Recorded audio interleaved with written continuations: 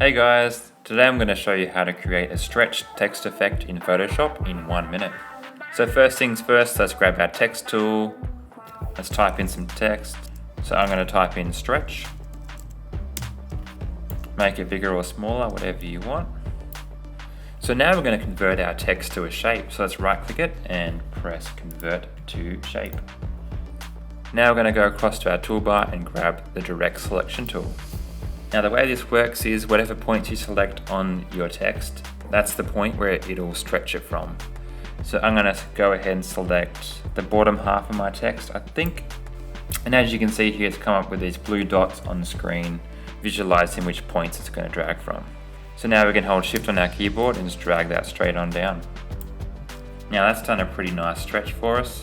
Obviously it's a little bit trial and error, depending on what effect you want. Another thing you can do here is you can grab one of these points here and drag it right or left, and then it'll create that perspective effect for you with the text.